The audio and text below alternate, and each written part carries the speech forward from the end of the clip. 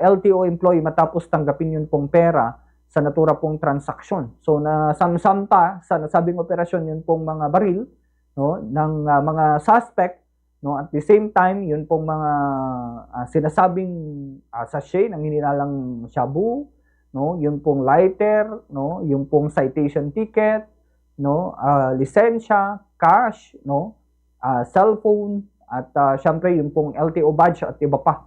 So dinala po sila sa hanay ho ng Bambang Police Station ho noon for documentation, at talagang ito po, no, yung reklamong isinampa sa kanila is paglabag sa Republic Act 3019 o ito pong Anti-Graft and Corrupt Practices Act, at ito pong RA 6713 o Code of Conduct and Ethical Standards for Public Officials and Employees.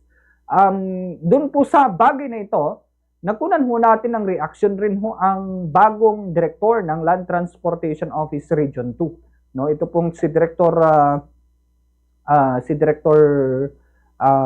Francis Ray Almora, no? And syempre, ano po ba ito pong gagawin para maiwasang maulit na ito pong mga kahintulad na pangyayari within Land Transportation Office na nasasangkot ho sa pangingikil. Again, yung mga pinapakita ho nating mga videos is hindi po yan sa Nueva Vizcaya, ha? Hindi po yan yung operation sa Nueva Vizcaya.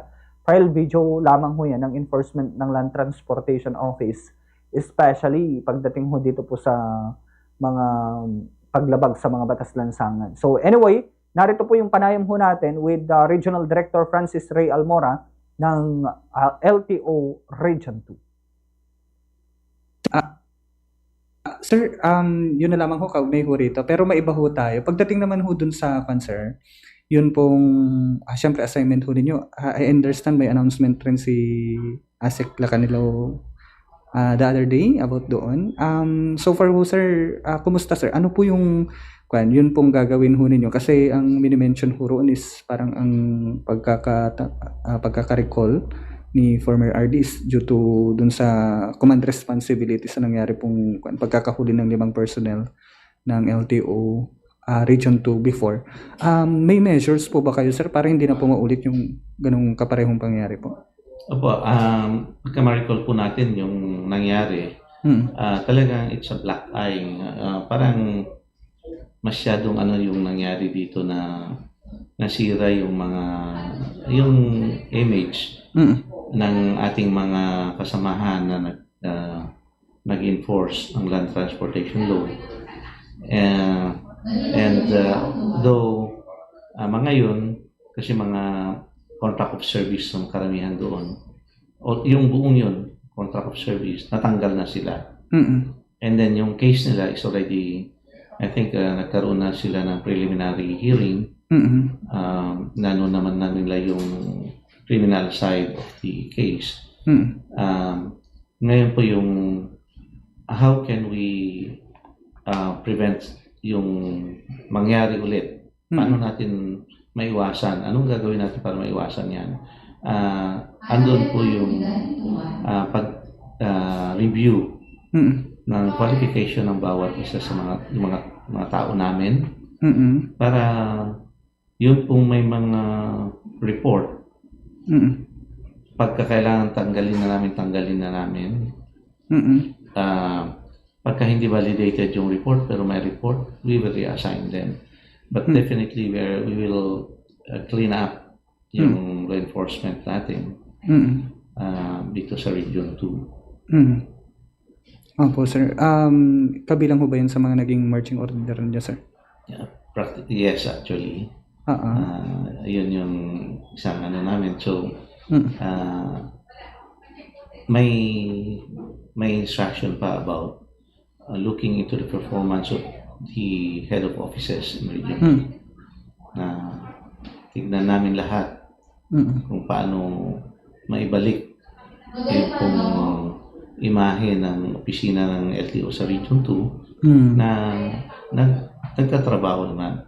Actually po, sa katotohanan po nito, yung hindi po taga Region 2 yung mga yun.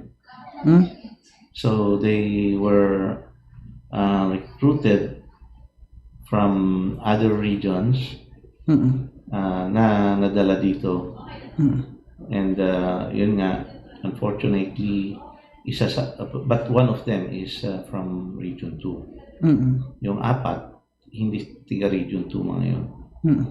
Kaya masasabi po natin na in general, yung mga tao naman ng Region 2, hindi ganon ka yung corrupt practices nila. So, but then again, we're not saying na wala. That's what we will try to address.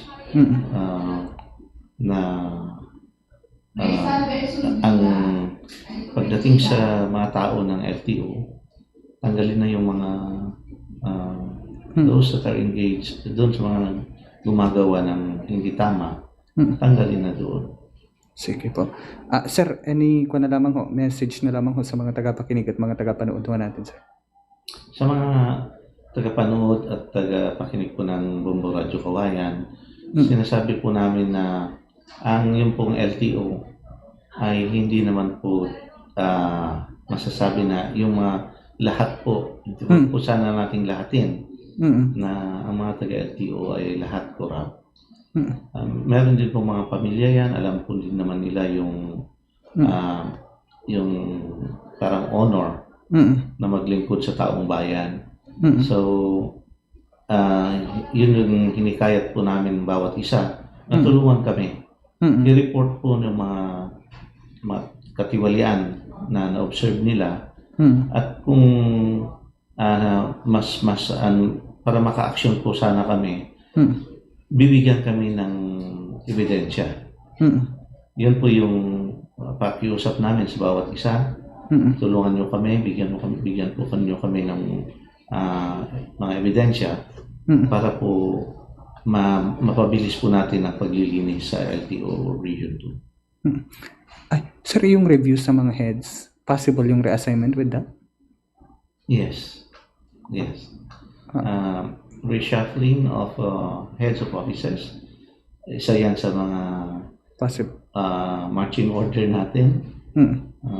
Pero i-review namin yung performance nila, and then we can ilipat namin, tanggalin sa pwesto, huwag nang ilipat, ilagay na sa pwesto na makapagtrabaho sila pero hindi na sila yung trabaho na kaya nila. Kung halimbawa hindi nabigyan sila ng pwesto na mataas yung accountability and responsibility, hindi naman nila kaya, ibigyan natin sila ng trabaho na lesser yung requirement sa kanila. Dito kasi sa LTO, multitasking. Hindi po doon po sa sinasabi ko po, hindi po yung ang taas ng position, bibigyan mo naman ng trabaho ng, let's say, janitor.